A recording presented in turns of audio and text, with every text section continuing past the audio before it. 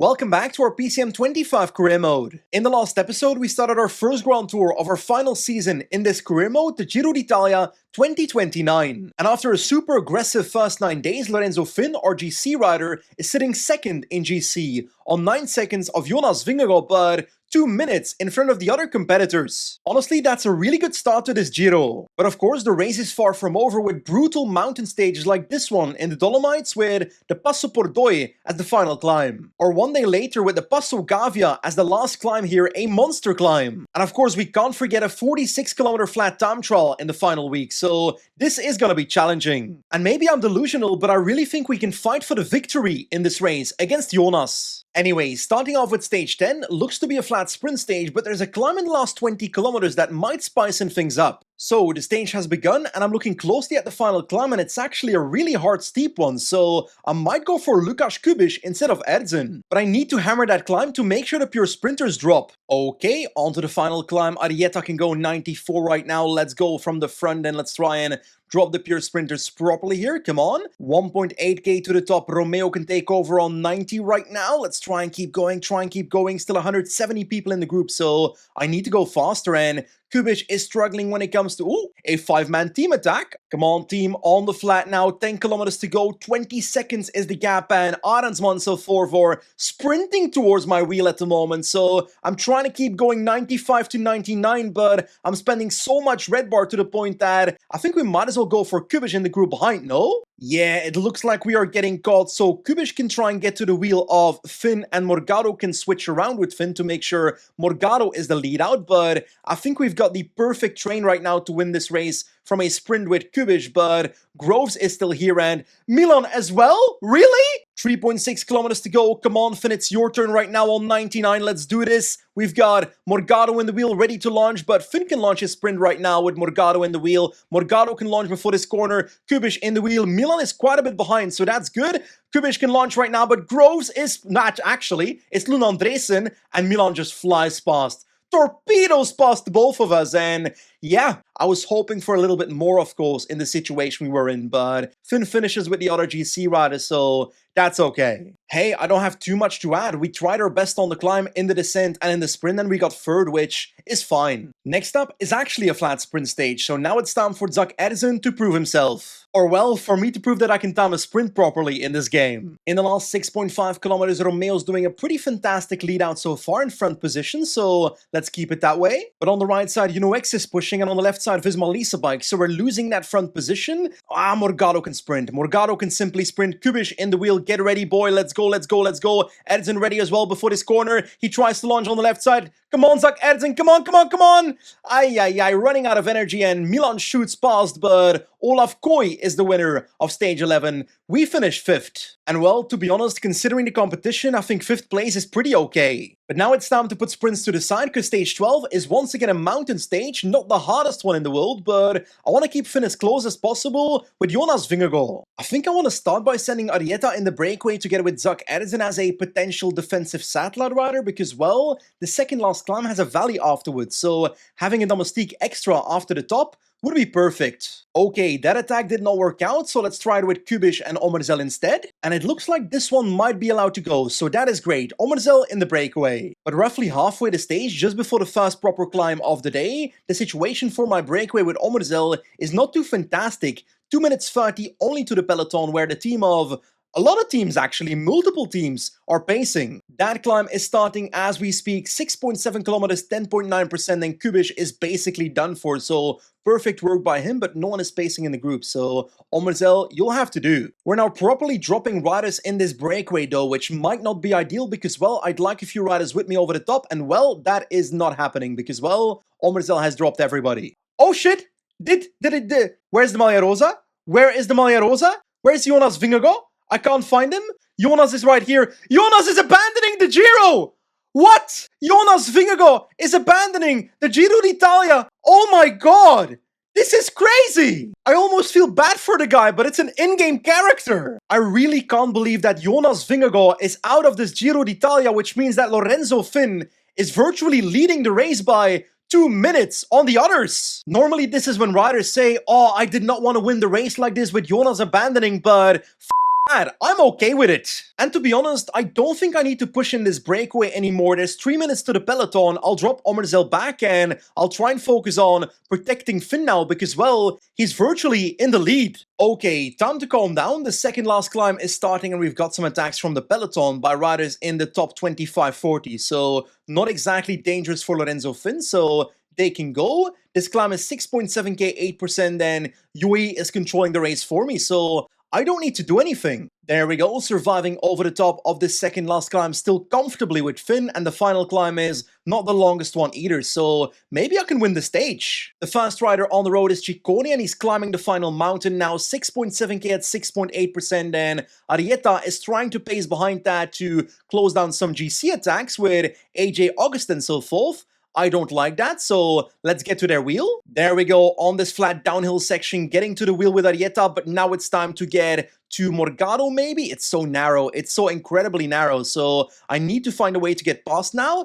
Energel on Mr. Finn and Arietta, buddy, you gotta get out of the way because Morgado needs to pass with Mr. Finn in the wheel. Looks like Martinez has caught up to Ciccone with 3 kilometers to go, but Mr. Finn is looking fantastic. I want to get to the wheel right now and stay on the wheel of Ciccone, or move to the wheel of Martinez instead. That would be nice, but don't spend my entire red bar. I can win the stage here, and I'm just gonna launch right now. Finn launches maybe too early. I think I overdid it. Martinez in the wheel, but Finn is gonna try and fight for the stage win. I overextended, and Martinez passes me in the final stretch, so a small mistake, but second place is completely fine. That said, I could have won that stage pretty easily. Now this is what GC looks like after the abandonment of Jonas Vingegaard. Lorenzo Finn leads the race by 1:52 on Lenny Martinez, 2:14 on August, and well, 3:16 on 4th place, Kjell Moses, so we're comfortably in the lead. Ay, I'm still not over the fact that Jonas Vingegaard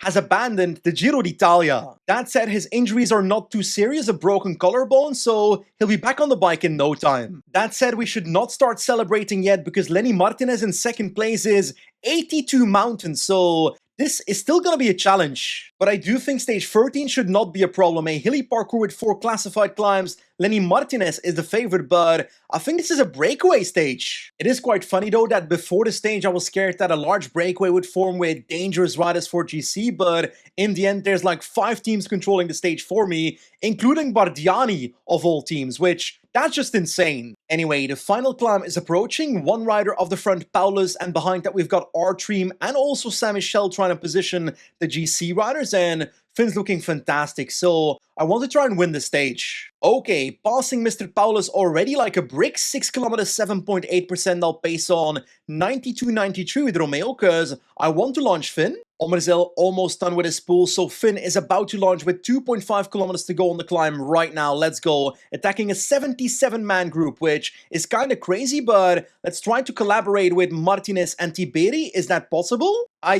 the group is sprinting towards Finn right now, and he's getting caught in the downhill. So what I'll do instead is I'll try and make a perfect train right now with Omerzel at the front going 99, and I'll try and win the stage with Morgado because he's got a sprint. Finn is going 99 with 6 kilometers to go into this downhill segment. UAE is trying to do the same for Baroncini or McNulty, I don't know, but Morgado will try to sprint for the victory. Ay, it flattens out way too early compared to my expectations, so we have to switch wheels to Baroncini with Morgado now with 1.5 kilometers to go. And right now, I will launch with Morgado before the next corner. Too many corners, man, too many corners, so I don't think I'll win, but I'll try to come around on the right side, but Baroncini is gonna be the winner of this stage, and Morgado comes in 2nd place. Lorenzo Finn finishes in the top 10, roughly. This really was one of those stages where a lot happened, but kind of nothing happened. Because while GC stays exactly the same with Lorenzo Finn in the lead by 1:52 on Lenny Martinez. But I think stage 14 is going to be a little bit different because this one is one of the queen stages of this Giro d'Italia with 6 classified mountains in the second half. And sadly for Finn, the 2 favorites in this Dolomite stage are Andrew August and Lenny Martinez, both my competitors for the victory. So yeah, we're gonna need Lorenzo Finn at his absolute best today to protect that Maglia Rosa. And if a dangerous breakaway forms, then I think my play is joining that group with Jakob Ommerzelk as well. He's also 9th in GC. So this time I won't attack from the get-go with Ommerzel. I'll try and get Zak Erdzen to the front to try and control break formation a little bit to see if a dangerous group forms or not. Okay, those are the first attacks, and it's already a pretty large group with the likes of Pitcock in it, so I'm not sure I like this. In this group, I think the closest rider is the Bardiani man, Lars Krabs on 10 minutes 58, so it's not too dangerous, but now counterattacks come, so I gotta check every single rider on where they are in GC. Okay, not a single dangerous rider in the second batch of attackers, and now the third batch is also clear, it seems, so I think we might be fine. Erdzen, you did a perfect job. Like, sure, it's a 31-man breakaway, but the closest guy is on 10 minutes, so I can't control this. We're slowly but surely approaching the first climb of the day, the biggest climb of the day actually, but the first two breakaways here are about to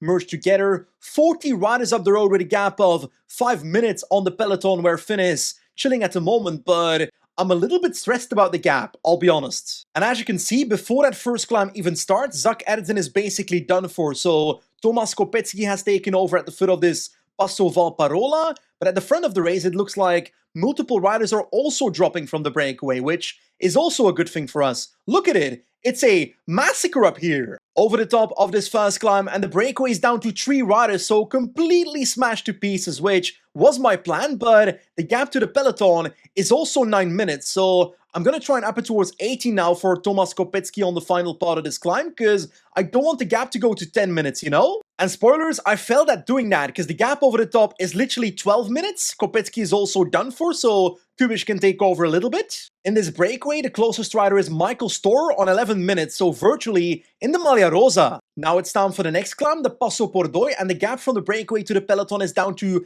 10 minutes 50, so it's dropping a little bit. I've got Kopecky now on, let's do 85 for a little bit. Honestly, in hindsight, I should have just put Ommerzel in the breakaway. Kopecky is done for, Kubish is now pacing still, but Romeo can almost take over, so let's start relaying with the 2 riders here. Romeo is literally going 88 to the top of this climb, but the gap to the breakaway goes up to 13 minutes in the process, so ay ay ay! The peloton is now at the foot of the 4th last climb, the Paso Sella, I'm pretty sure. Morgado is pacing on 90 on the climb. I'm gonna try and go ham now because I can't afford this breakaway more than 13 minutes, so I'm gonna have to launch with Finn earlier than expected. But now topping the Paso Gardena, and the gap is down to 10 minutes 40, so I'm confident again. I think we can keep this breakaway under control, and Romeo's doing a fantastic job doing so. I saw Ineos coming to the front, so I decided to stop pacing myself. I'm okay with Ineos doing the work for me. The gap is under 10 minutes now to the front of the race, so not dangerous anymore for GC, but looks like Storm might be winning the stage here. Okay, the final climb has begun for the peloton, 9 kilometers at 7%. Lorenzo Finn is looking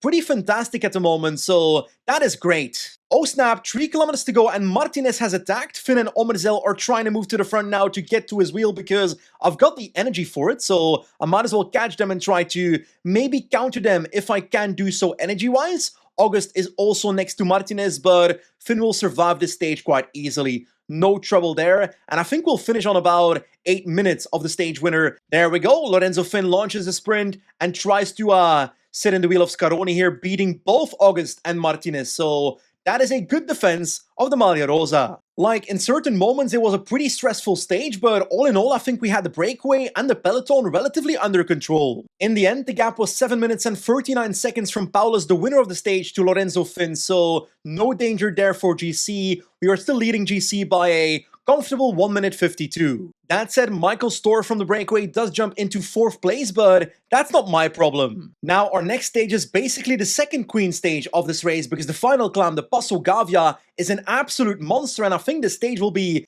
fairly similar to the one we just had. So I reckon this time I'll try to get Ommerzel as the best placed GC rider into the breakaway to make sure there's no real danger for the Maglia Rosa. Basically what I should have done yesterday. Pretty rainy conditions for this one, but Erdzen will start by pacing 75 with Ommerzel in the wheel so that Ommerzel can respond to any dangerous moves. That's our first attack on the left side there. Let's try and follow Nelson Paulus with Ommerzel right there. Do we have any dangerous responses? 14 minutes on Fisher Black. Arensman on 11 minutes, but we are the closest in GC. The break is now starting the first climb of the day, the Paso Dawoni, and it's actually a steep one at the start there. 8 kilometers 9%, so not an easy climb. Come on, Ommerzel. Gotta keep up with the breakaway. Like, there's also some risk with this strategy, because if Omerzel gets destroyed in this breakaway and gets put on 7 minutes, then someone else takes the Maglia Rosa from this breakaway, and not Omerzel. Actually struggling to follow over the top, but we have survived in this breakaway, so I'm getting a bit stressed about this breakaway, because Omerzel is not doing too well, and the gap to the peloton is immediately 8 minutes, so... Oi, oi, oi, Omerzel, my faith is in your hands. Actually, we might be getting lucky, because Martinez's team is starting to pace in the peloton once the gap has reached 8 minutes, so they might be disliking the fact that Omerzel is in this breakaway. Because right now, Omerzel is in the virtual Maglia Rosa. Anyway, the second last climb is now starting, the Paso del Tonale, 15k at 6% with Omerzel so far chilling in the breakaway a little bit. 8 minutes is the gap now to the peloton, so it's actually not too dangerous so far, this breakaway. Well, actually, I should take that back, because halfway the Tonale climb, the gap is now 11 minutes, and it keeps growing, because, well, in the peloton, it looks like the tempo has gone down a little bit, because Rémi Rochat and all the domestiques of the Saint-Michel team are done for. Now, in the descent before the Gavia, I'm trying to recover as much as possible of my yellow bar, but I don't think I'll be able to recover as much as I'm hoping for, because it's not that long of a downhill. But wait a second, the peloton is now 18 minutes behind, and people are attacking in the breakaway. People are attacking in the breakaway, so I need to focus here. Let's get my bar on 85 and try to follow the chasing attacks here if possible. Let's get into the wheel of Tom Pidcock to spend as little energy as possible following this attack. I don't really want to spend my red bar here, so let's stay in the wheel. Meanwhile, in the peloton, I'll get my own team to the front, because 18 minutes is too much and too risky, so I cannot let that happen. Morgado can pace there, but let's focus on Omerzel mainly, because right now, he's my play for the Maglia Rosa. Once again, we got some attacks in this breakaway. Almeida is trying to drop us, and in their wheel is... These guys are on like 14-15 minutes, so not the most dangerous ones. I'm trying to do my own tempo, because it's a very long climb. There we go, Omerzel is slowly but surely catching up with the front group, but we're spending quite a bit of our yellow bar, so let's drop that down to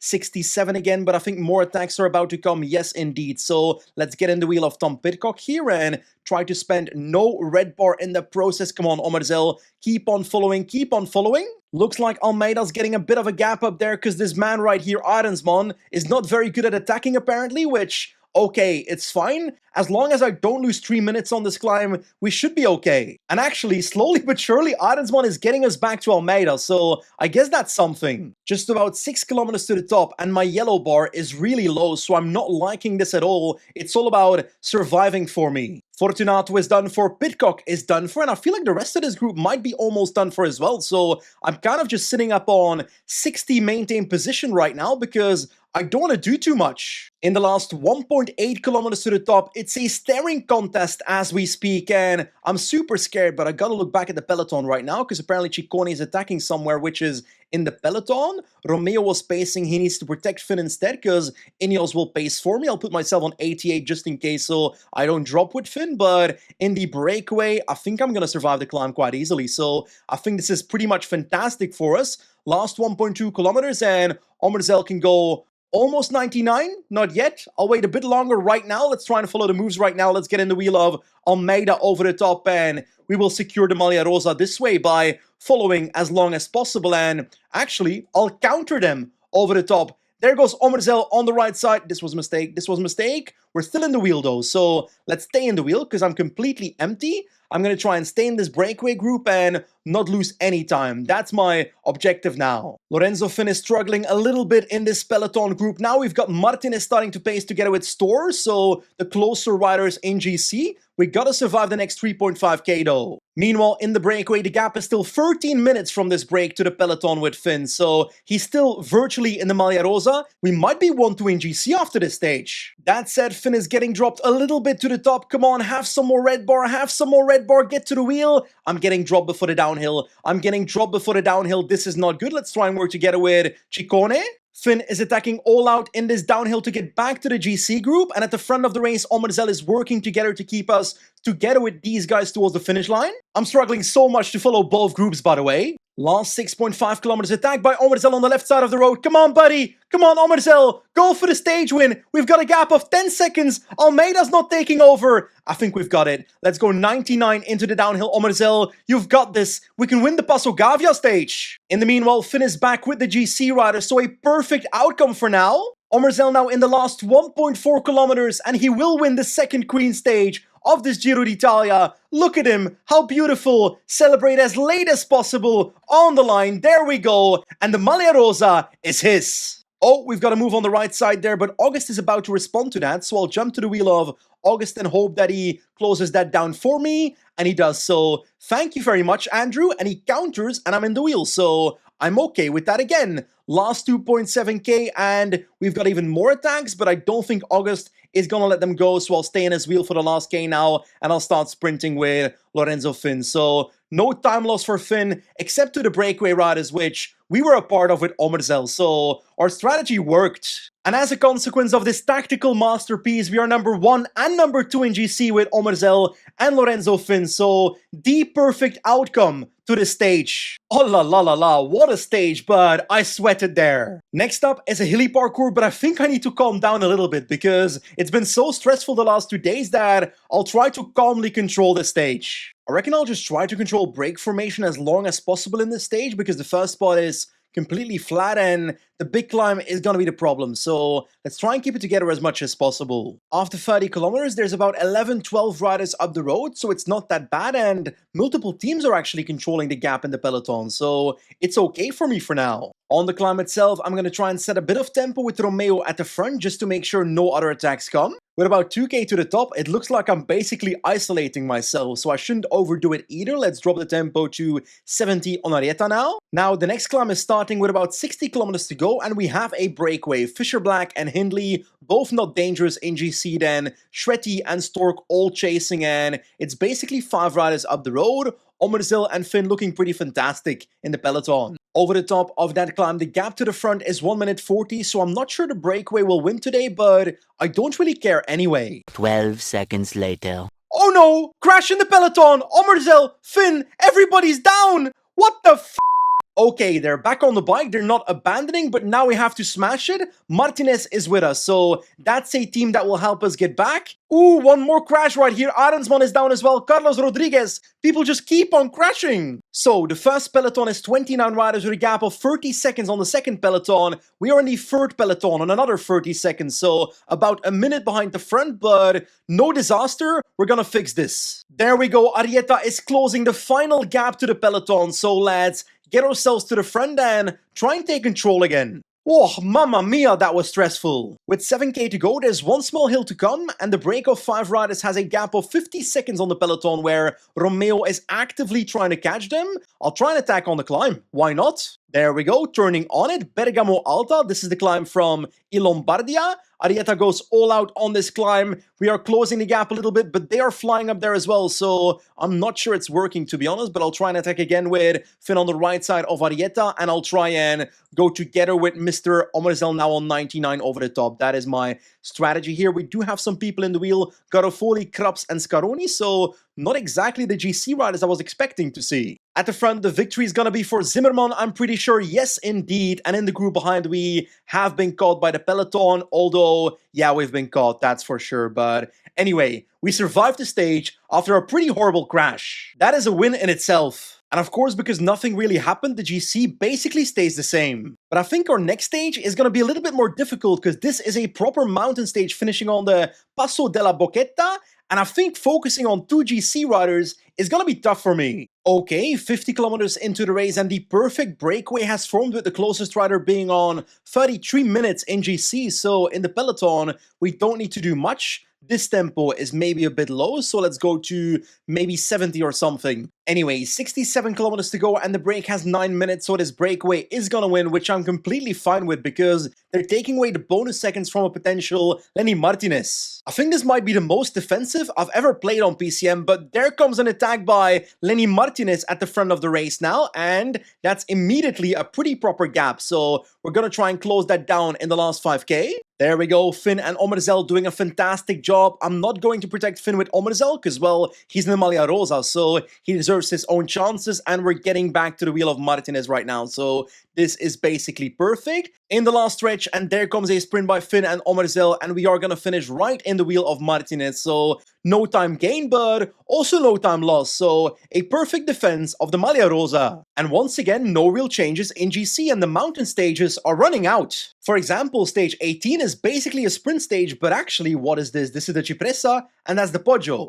This is Mini Milano Sanremo. That's crazy. In the last 47 kilometers in the Capi as we speak, 2 minutes to the breakaway, and you might not believe me, but the break had 16 minutes at some point, so I had to spend both Kopecky and Romeo to make sure we could actually win the stage from the peloton. On the Poggio now, Edzin is done for, Kubish is pacing, so what that means is I'll try to attack with Finn and Omerzel on this climb, but I don't really have the energy for that, so I think winning on this MSR stage might be near impossible now. But at the end of the downhill, I've got Kubish back in the wheel of Omerzel and Finn, but the break is still up the road, so I genuinely think this breakaway is winning, by the way. Finn is trying to give it all he's got to try and get Kubish to the front, but nah, it's not happening. The break is winning MSR.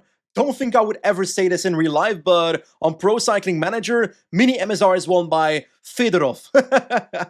Anyway, we finished with our GC riders closely behind in the peloton, so no time differences. I won't lie, Mini MSR finishing in a breakaway victory was a bit anticlimactic. But okay, now it's time for a big one. It's time for a 47-kilometer flat time trial, and Omerzel is definitely not good at this. My man quite literally has 63 time trial. Ay ay ay. Basically, I think Omerzel will lose the Maglia Rosa, but I think it will go to Finn, so it's kind of okay. So Romeo is on the road. On 80 is maybe a bit too much, so let's go down to 77 with 78 time trial on the day, so pretty solid form. Into the first time check, let's take a look, and it's the first time by Romeo, but I think I overextended a bit at the start, so I gotta slow it down to 73, 74. Into the last 5 kilometers, riding on 75 to make sure we don't spend our red bar too early. And Romeo crosses the finish line in second place on 54 seconds of Söderqvist, so we definitely lost some time in the second half. But now it's time to focus on our more important riders. Lorenzo Finn already on the road, Omerzel as well, both with a +1 on the day, and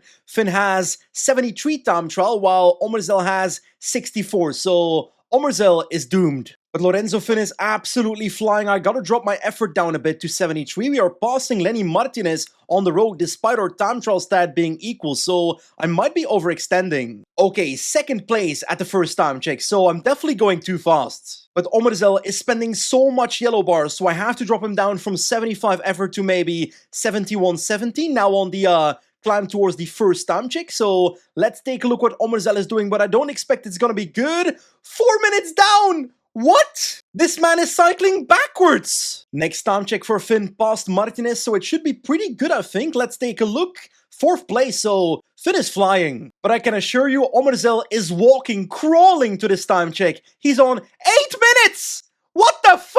I swear he's not even trying! Final stretch for Lorenzo Finn. Let's spend all that red ball right now, and we get a 6 time, so that's pretty decent. I swear Omerzel is so far behind, he's gonna be on like 10 minutes, and he's already out of yellow bar with 4k to go, so that's not good either. Jakob Omerzel is the worst time trialist I've ever seen in the final stretch, and on 13 minutes, we lost 13 minutes with Omerzel. I cannot believe this. He literally dropped from 1st place in GC to 10th in a single day. That is the worst bicycle performance that has ever been seen in humanity. I cannot believe that. Like, sure, Lorenzo Finn is in the Maglia Rosa as expected, but Jakob Omerzel, that is the saddest and funniest time trial I've ever seen. Anyway, time for the final mountain stage then, and it's actually a pretty proper one, but we only have to focus on a single rider, Lorenzo Finn. Despite only having 78 mountain, he's been pretty fantastic in the last 3 weeks, but I'm still scared. Because of course, Lenny Martinez and August are both 82 mountain, so I have to be wary. We've got 2 minutes in GC, and I don't want to lose this Giro. I feel like this is the exact same situation we were in about a week ago in this Grand Tour before Omerzel took the Maglia Rosa, so I might go in the break with him again. Oh, I accidentally joined the breakaway, but I'm okay with it. Kopecky and Omerzel in this 14-man break. The break is starting the first climb of the day, the Sampere climb, 16k 8%, so actually quite hard. Omerzel looking pretty solid in the breakaway, but the gap is only 1 minute 40 to the peloton, being controlled by both Picnic and Visma, so I don't think the break's going anywhere. Which, hey, that's great for Finn. And actually, the peloton is pacing so hard that the breakaway is quite literally getting caught as we speak, so yeah. The break is caught. We got some new attacks in the peloton, but they're not exactly dangerous riders for GC, so I don't really mind. Anyway, time for the second climb, up to 2,500 meters, 20k at 9%. These are monster climbs. The break has 5 minutes now on the peloton, where Kubish is still pacing, but I think I'll take over with Morgado soon. Actually, halfway the climb and other teams are pacing for me, so I'm not having to do anything in this peloton, but this peloton is becoming smaller and smaller. Morgado is dropping so Arieta can take over when it comes to protecting Finn. Wait a second, did I just see that? Is Lenny Martinez attacking on the second last climb? That is desperate, but I find it okay. I'm okay with it. August is pacing up, but Mr. Romeo, actually, Omerzel can protect Finn because we only have Omerzel left. Looks like Martinez is once again getting caught just as he catches the breakaway, and there comes a new move by Castrillo once again into the breakaway, but I'm simply gonna stay in this favorites group and I'm gonna play defensive. That said, I don't like the fact that Omerzel is dropping, so Lorenzo Finn is completely isolated on the Colle di Foniera. Is this Giro d'Italia slipping away from us? Honestly, this might be greedy, but I'm gonna pace towards the top of this climb to take the K1 points with Lorenzo Finn, cause why not? Let's do that. I don't know where I am in that classification though, let's take a look. Okay, we're third on like 1 billion points, so that was not worth it. Okay, the descent is done and the final climb is coming, so let's log back in. Lorenzo Finn is looking good and I can't allow August to gain 2 minutes, so let's focus on his back wheel. And actually, before the foot of the climb, I've got some fantastic news. Omerzel is back in this peloton, so we've got some more protection. Okay, Santuario di Sant'Anna di Vinadio, that is the name of the climb. 13k 8%, and Ineos has 1 billion riders in this breakaway. So actually, another one just arrived in Leonard. So 5 riders for that team. Doesn't matter to me though, I'm just playing defensive. Pablo Castillo is still at the front of the race, but only by 1:20 now, so I don't think he's gonna win the stage. The winner is in this group. And sadly, Jakob Omerzel's work is already done. Do we have an attack in this group? No, we don't, so let's drop our energy effort down to 77. I don't want to overextend. 6.7k to go, and my yellow bar is not looking that good, so I'm slowly but surely getting worried about this climb. August is climbing better than me. Under the 5k banner, Energy Gel on Finn. Castrillo has been caught, and Ineos is pacing. Come on, drop it down to 78. A flatter portion here, so that's good. Oh, this last portion is pretty steep, and I'm not liking my energy. I can't do too much, so I have to do my own tempo. We cannot lose 2 minutes. That is the core message here. But with 1.4 kilometers to go, my yellow bar is empty and I'm losing time, and I'm losing a lot of time. No, not on the final day. Not on the final day. I don't allow this to happen. The gap is 40 seconds right now. I think we're still good, but Finn is completely empty. Make it to the line, buddy. Go faster, Finn, please. Come on, Finn, all the way to the finish. And I think we might have lost GC. Honestly, I don't know if we are safe, but it's gonna be about seconds. Okay, Ciccone won the stage. We had 1:57 in GC and Finn lost 1:41 plus 6 bonus seconds for August. I think we're safe. Yes! We won the Giro d'Italia by 10 seconds with Lorenzo Finn. It was super close by the end, but 10 seconds is enough for Lorenzo Finn to bring home the Maglia Rosa. Let's go! Woo! I was sweating like a cow there after the finish line. I really thought we lost. Honestly, with 2 brutal climbs to high altitude, this was a monster stage, but Lorenzo Finn crumbled, but held on by a little bit.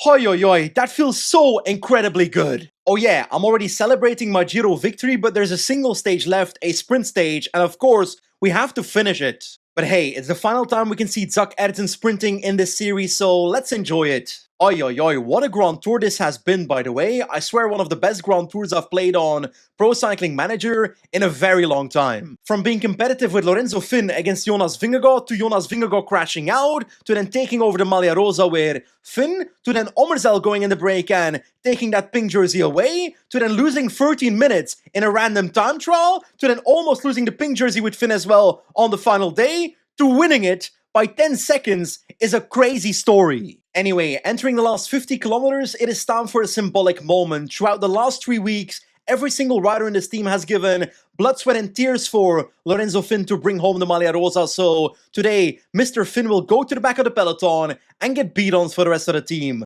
What a champion. Last 3.5 kilometers, Morgado can go now. Kubish, Erdzen and Finn in the wheel. Finn to stay safe, of course, but Kubish has to do a proper lead out. Morgado can launch. Kubish in the wheel. This is perfection. Is this going to be a win for Erdzen? I think it might be. Let's go with Erdzen on the left side of Kubish, but Jonathan Milan's faster, okay? I started dreaming, but hey, it's gonna be a top 10 somewhere. I don't care. I don't care where I finish. We won the Giro d'Italia, so I'm super happy. Gotta say, that Giro d'Italia was a beautiful ride. That is for sure. Lorenzo Finn is the winner. But I've got some bad news for you because this was the second last episode of this series, because next time we're taking on the big race. As you can see on the left side of my screen, the Tour de France 2029. Now, on paper, my sponsor objective is a podium at the Tour de France, and I think that's potentially possible, but I kind of want to win it. But I think that's gonna be difficult. With 79 Mountain on Ayuso and 78 on Finn, I think our most realistic goal is that podium, so